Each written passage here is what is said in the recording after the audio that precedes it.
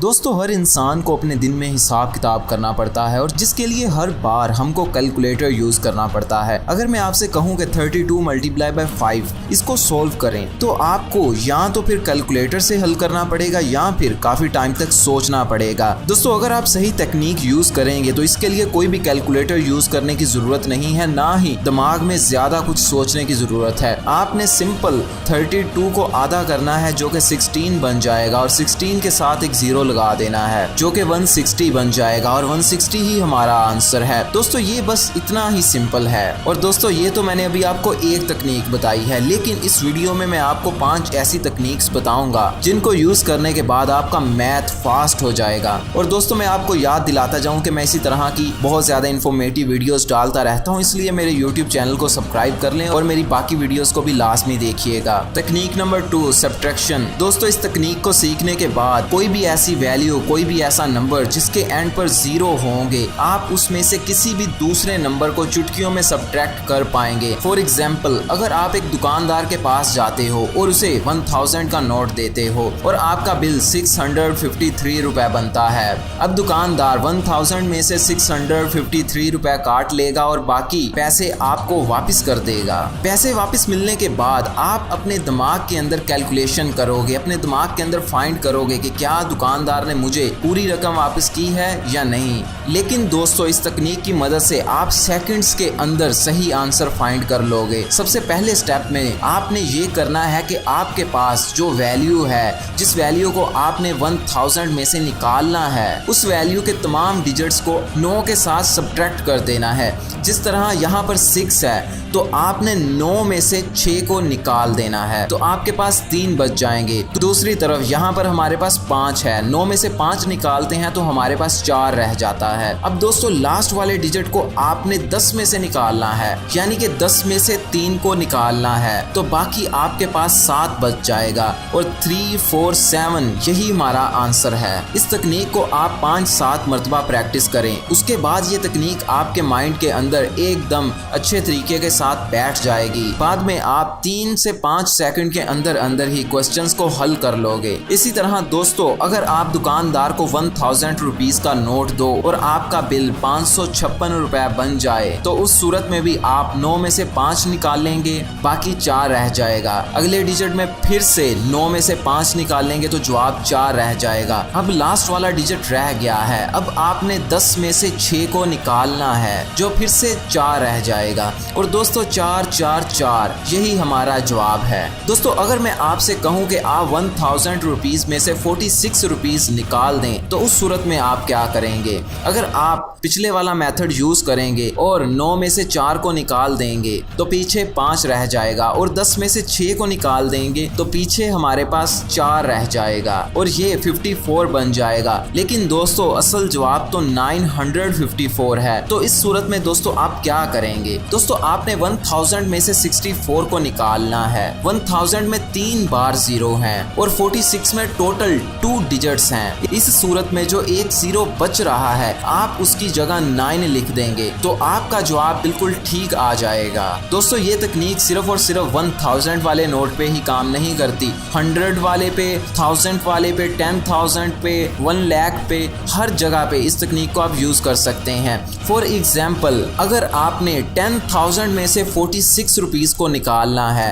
तो अब आप सबसे पहले 9 में से 4 निकालेंगे, हमारे पास 5 बच जाएगा। फिर आप 10 में से 6 निकालेंगे, हमारे पास 4 बच जाएगा। अब 46 में पूरे 2 डिजिट्स हैं लेकिन 10,000 में 4 बार 0 आ रहा है तो जो 2 0 बाकी रह गए हैं उनकी जगह हम 2 बार 9 और 9 लिख देंगे। तो दोस्तों यही हमारा असल जवाब है। दोस्तों इस तकनीक को 5, 7, 10 मरतबा प्रैक्टिस करें, उसके बाद आप 3, 4, 5 सेकंड के अंदर कोई भी जवाब फाइंड कर लेंगे। तकनीक नंबर 3 मल्टीप्लिकेशन ऑफ 5। दोस्तों इस तकनीक की मदद से अगर आपको किसी भी नंबर को 5 के साथ मल्टीप्लाई करना पड़ेगा तो आप बड़ी ही आसानी के साथ अपने माइंड के अंदर ही उसका आंसर, उसका जवाब फाइंड कर लोगे। दोस्तों सबसे पहले आपने वो नंबर लेना है जिसको आप 5 के साथ मल्टीप्लाई करना चाहते हो। स्टेप 1 के अंदर आपने उस नंबर को आधा कर देना है। जिस तरह हमारे पास 4 है तो 4 का आधा 2 होता है तो यहाँ पर हम 2 लिख देंगे।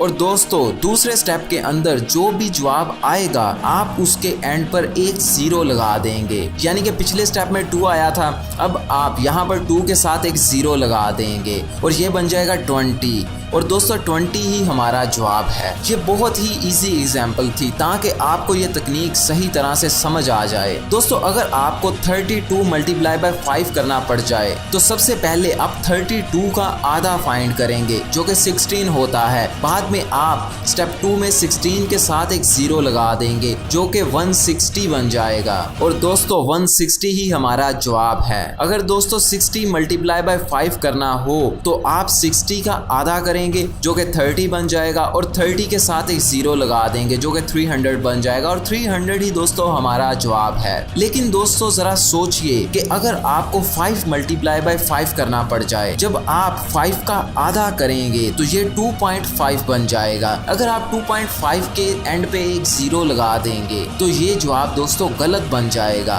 इसलिए आपने जहन में रखना है जब भी वैल्यू को आधा करने के दौरान, वैल्यू को आधा करने के बाद जवाब डेसिमल के अंदर आए तो उस सूरत में आपने एंड पर 0 नहीं लगाना बल्कि उसमें से डेसिमल को ख़त्म कर देना है। जिस तरह हमारे पास 2.5 आया था तो आपने इसमें से डेसिमल को पॉइंट को ख़त्म कर देना है तो ये बन जाएगा 25। और दोस्तों 5 मल्टीप्लाई बाय 5 का आंसर 25 ही होता है।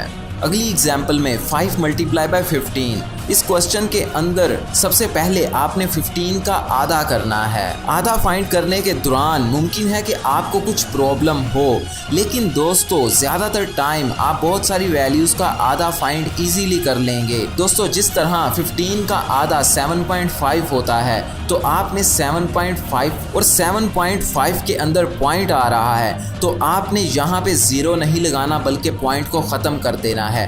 75 ही दोस्तों हमारा आंसर है। दोस्तों इस तकनीक को आप बहुत बड़े लेवल पर भी यूज कर सकते हैं। जिस तरह 50,000 मल्टीप्लाई बाय 5 करना पड़ जाए तो आप 50,000 का आधा करेंगे जो कि 25,000 है। अब आप 25,000 के साथ एक 0 लगा देंगे जो कि 250,000 बन जाएगा और दोस्तों यही हमारा जवाब है। तकनीक नंबर 4 मल्टीप्लिकेशन ऑफ 9। दोस्तों इस तकनीक की मदद से आप किसी भी नंबर को 9 के साथ मल्टीप्लाई करके उसका जवाब अपने माइंड में ही 1-2 सेकंड के अंदर फाइंड कर सकते हो। ये तकनीक तो बहुत ज़्यादा आसान है लेकिन इसके अंदर आपको माइनस करना पड़ता है जो कि शायद आपके लिए मुश्किल हो जाए। सबसे पहले दोस्तों हम एक इजी सी एग्जांपल लेते हैं। अगर आपने 3 को 9 के साथ मल्टीप्लाई करना है तो आप 3 के साथ एक 0 लगा देंगे तो ये 30 बन जाएगा और उसके बाद आप 30 में से पहले वाली वैल्यू निकाल देंगे तो ये 27 बन जाएगा और 3 मल्टीप्लाई बाय 9 27 ही होता है। अगर आपने 20 मल्टीप्लाई बाय 9 करना है तो स्टेप 1 के अंदर आप 20 के साथ एक 0 लगा देंगे तो ये 200 बन जाएगा और स्टेप 2 के अंदर आप 200 में से पहले वाली वैल्यू निकाल देंगे यानी कि 20 को निकाल देंगे। 200 में से 20 को माइनस करेंगे, ये 180 रह जाएगा और दोस्तों 180 ही हमारा जवाब है। दोस्तों ये दोनों स्टेप आपको अपने माइंड के अंदर ही करने हैं। जितनी भी तकनीक्स मैं आपको बता रहा हूँ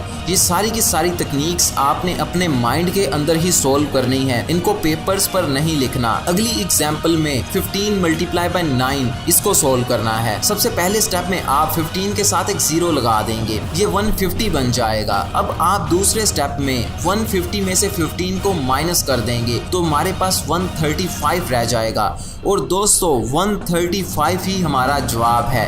ये तकनीक बहुत ही ज़्यादा आसान है। कोई छोटा नंबर हो या बड़ा नंबर हो, आप सारे के सारे नंबर्स को 9 के साथ मल्टीप्लाई करवा सकते हैं। दोस्तों हमारी आखिरी और 5वीं तकनीक है मल्टीप्लिकेशन ऑफ 10 एंड 11। दोस्तों पिछली तकनीक के अंदर मैंने आपको बताया है कि किस तरह आपने किसी भी नंबर को 9 के साथ मल्टीप्लाई करना है। इस तकनीक के अंदर मैं आपको बताऊंगा कि आपने किस तरह किसी नंबर को 10 के साथ और उसके बाद सबसे बढ़कर 11 के साथ मल्टीप्लाई करना है। दोस्तों 10 के साथ मल्टीप्लाई करना तो आपको आता ही होगा और ये बहुत ही ज्यादा आसान है। मिसाल के तौर पर अगर आपने 53 मल्टीप्लाई बाय 10 करना है तो आप 53 के साथ उसके एंड पर एक 0 लगा दें तो आपका जवाब आ जाएगा। अगर आपने 53 मल्टीप्लाई बाय 100 करना है तो आप 53 के बाद 100 में 2 0 होते हैं, 53 के एंड पर 2 0 लगा दें तो आपका जवाब 5000 5300 आ जाएगा। ये तो दोस्तों बहुत ही ज्यादा आसान और सिंपल चीज है जिसके बारे में आप पहले भी जानते होंगे। लेकिन दोस्तों क्या होगा अगर मैं आपसे कहूं कि 53 मल्टीप्लाई बाय 11 करें, तो इसके लिए शायद आपको कैलकुलेटर यूज करना पड़े। लेकिन दोस्तों ये भी बहुत ही ज्यादा आसान है। सबसे पहले आपने 53 के एंड पर एक 0 लगा देना है,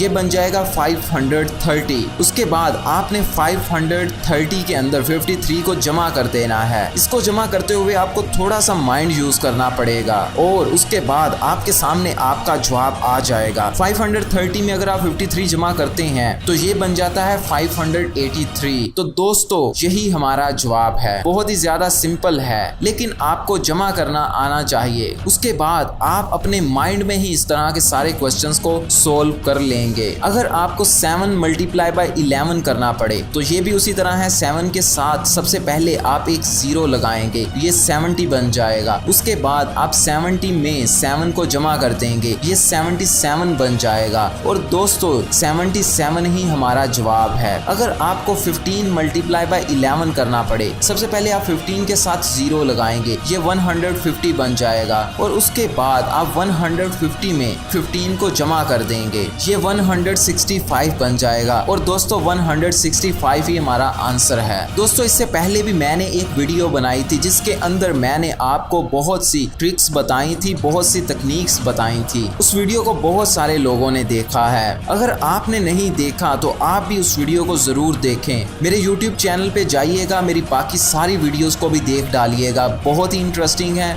और इन्फॉर्मेटिव हैं। और उसके बाद मेरे YouTube चैनल को भी जरूर सब्सक्राइब कीजिएगा और इस वीडियो को भी लाजमी शेयर कीजिएगा।